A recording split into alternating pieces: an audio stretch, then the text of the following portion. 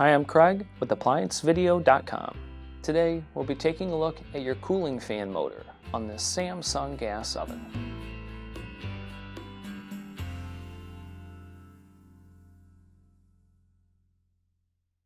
Stop. Before beginning any repair, always be sure to disconnect the power to the appliance. It is also recommended to test the outlet for the proper voltage. Remember to also turn off the gas. The main reasons why you'd be replacing this top cooling fan would be maybe noticing a lot of noise coming from underneath the cooktop, or you may not have any power because the unit is overheated and took out the thermostat. Now, click on the link below to view this repair video. ApplianceVideo.com guides you step by step, giving you the confidence to avoid recalls and callbacks, also saving time on repairs. Whether you're up against an uncommon repair or the latest appliance on the market, our videos have been created with you in mind.